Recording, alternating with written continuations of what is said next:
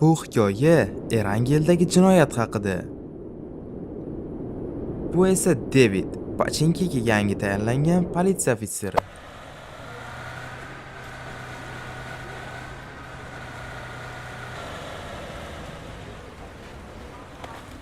Salom janob, Pochinki politsiya stansiyasiga xush kelibsiz. Rahmat.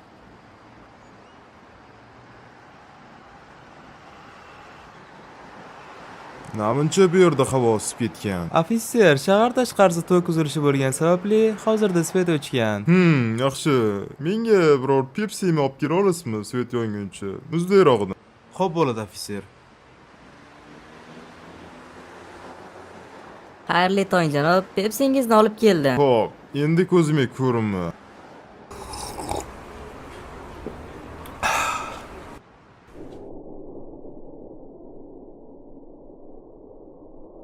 Yaxshi, kech ham tushib qopti. Uyga ketsam bo'ladi.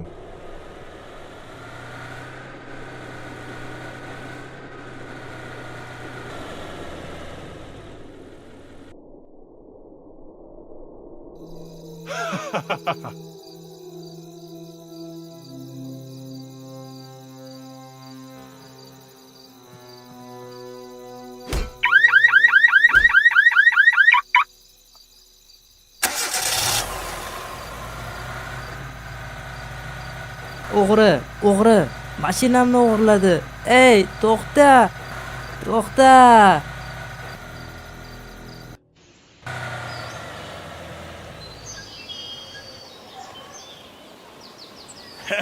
Bu esa mashinangiz uchun pul.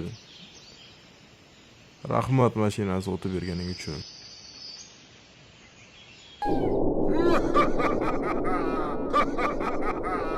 Shahardagi birinchi o'g'rilik ham muvaffaqiyat bilan tugadi.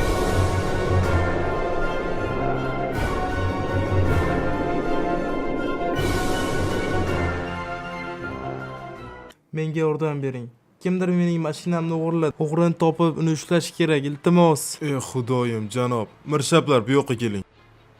Janob, yordamchilarga mashinaga nima bo'lgani haqida batafsil gapirib bering. Xo'p bo'ladi. Hozir hammasini yozib beraman.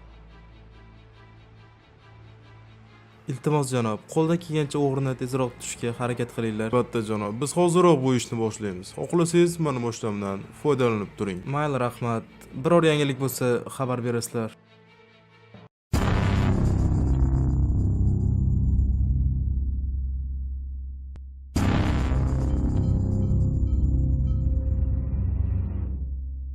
Qo'ysin, kimsan?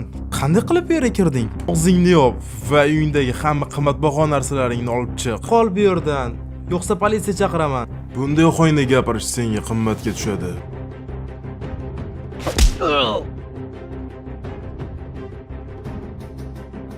Qo'shnim uyidan qanaqadir ovoz chiqyaptimi, tekshiraychi. Bu yerda nima bo'lyapti? Sen kimsan? Jahannamga jo'nash xohlamayotgan bo'lsang, bu yerdan tezda tuyg'ingni qil. Qarshiligim yo'q.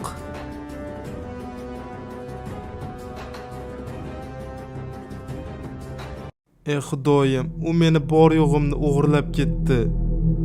Sen politsiyaga shikoyat yozib berishing kerak. Boshqa iloji yo'q. Ofitser, menga yordam kerak. Tushunyapsizmi, ofitser? Yordam kerak. O'zingizda bosib oling, balkim suv kerakdir. Yo'q. Kecha kimdir eshigimni buzib kirib, umrim davomida yig'gan hamma yo'g'imni o'g'irlab ketdi. Iltimos, yordam qiling. Xavotirlanmang, biz albatta o'g'rini ushlaymiz. Xonavayron bo'ldim. Umrim davomida yig'gan hamma narsamdan bir kunda ayrildim. Ahvolingizni tushunib turibman, janob. Bizga kecha bo'lib o'tgan o'g'rilik haqida bor ma'lumotlarni yozib bering. Bunda sizga meni yordamchim yordam beradi.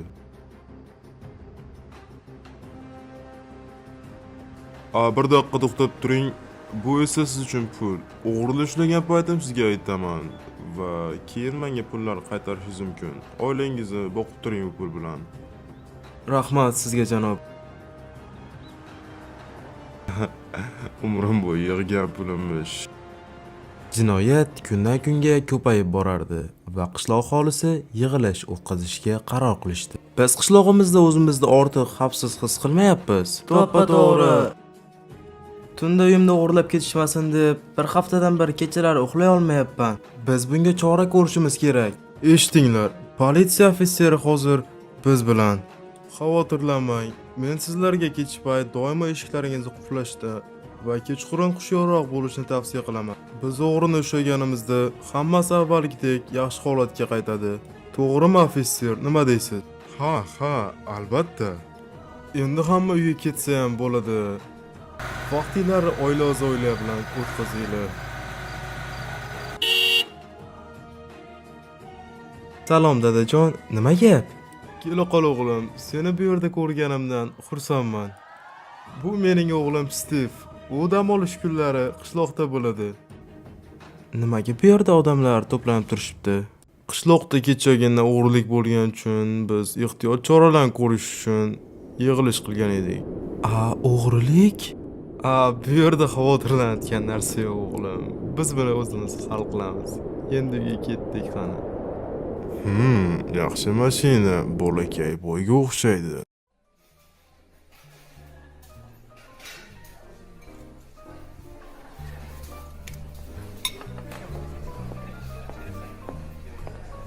Hoy, hammang burchakka o'tib tiz cho'k. Nima, sallarga taklifnoma kerakmi? Tiz cho'k. Davay, kassadagi hamma pullari bu yo'q qol. Xohlamayman. Hozir politsiyaga qo'ng'iroq qilaman. Yaxshi, ola qol pullarni. Bu yerdan chiqib ketgunimcha hech qaysing joyingdan siljima. Ey xudoyim. Salom, inspektor. Restoranimda o'g'irlik sodir bo'ldi. Iltimos, tezroq kelinglar. Hoziroq yo'lga chiqamiz.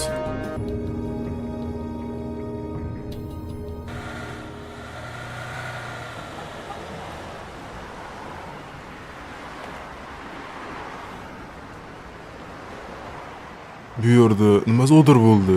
Janob, bir bosqinchi bizga qurol o'qtalib, hamma pullarimni olib chiqib ketdi. Yo xudoyim, qanday razillik. Menimcha o'g'ri uzoqqa keta olmagan bo'lsa kerak. Men shu atrofdan qidirib ko'raman. Rahmat sizga. Yaxshiyam siz borsiz, janob.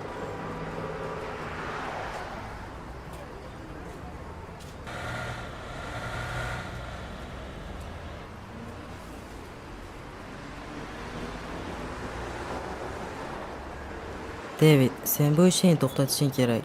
Men o'g'rini xotini bo'lganimdan shunchalar uyalib ketyapmanki. O'zingni yo'q. Bu meni biznesim. Xudoyim bizga xohlagan hamma narsamizni bergan. Seni yaxshi ishing, uying, odamlar seni hurmat qiladi. O'g'irlik qilish yana senga nima uchun kerak? Yaxshisi meni so'roqqa tutma. Ammo men seni xotiningman. Noto'g'ri ish qilayotganingni aytishga haqqim bor. Menga yaxshi bo'lishni xohlayotgan bo'lsang, meni ishlarimga burningni suqma. Aks holda sen bilan boshqacha gaplashaman.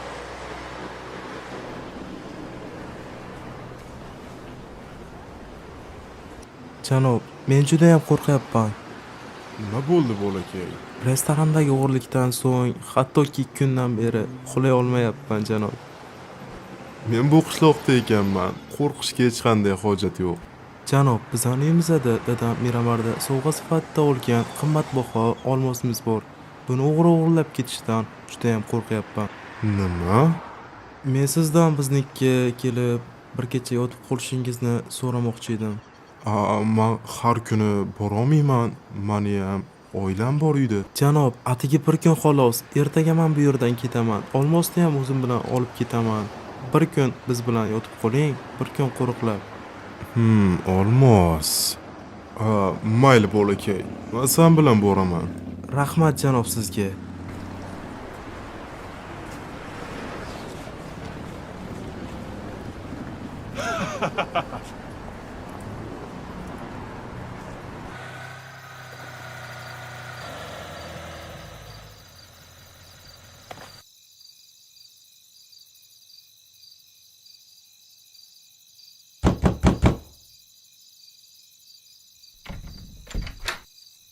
Uyimizga xush kelibsiz, ofitser.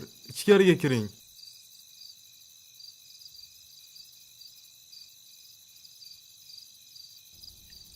Bu o'sha qimmatbaho olmos.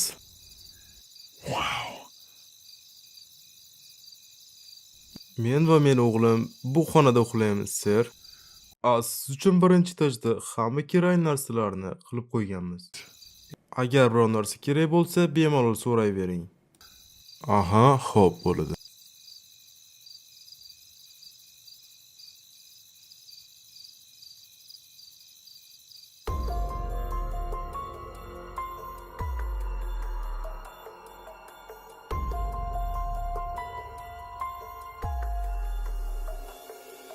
Menimcha ular uxlagan bo'lsa kerak. Kiyimlarimni alishtiraman va uyni shipshidon qilaman.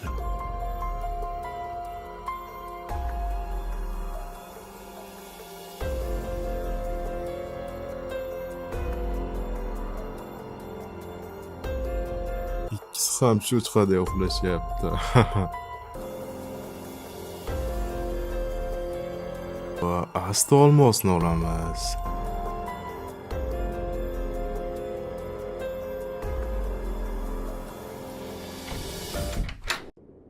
Ey xudoyim. Nima?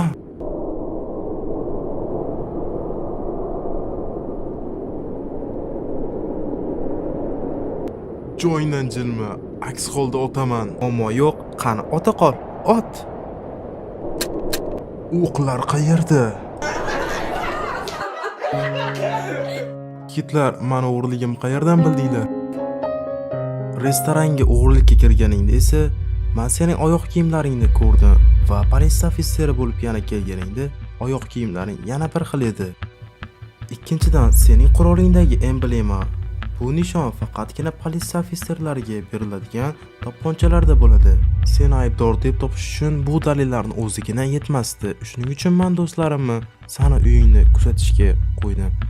Va sen ishga ketganingda esa biz seni uyingga derazadan oshib kirdik. Va uyingda biz ko'plab pullarni ko'rdik. Aynan sen o'g'irlikda kiygan kiyim ham devorda osuli turardi. Biz asta orqamizga qaytdik va qishloqdagilarga hammasini aytdik. Ammo kim mani pistoletimni o'qlarni olib qo'ydi? Bu ishni men qildim. Sen? Qishloqdagi hamma haqiqatni bilgandan so'ng biz seni uyingga bordik va xotiningga hamma vaziyatni tushuntirdik. Undan yordam berishni so'radik. U esa bizga yordam berishga rozi bo'ldi. Sen kecha uxlab yotgan paytingda xastalik bilan qurolingdagi hamma o'qlarni uloqtirib yubordim. Bu qishloqdagilarga eng katta bergan yordamim bo'ldi. Iltimos, meni kechiringlar.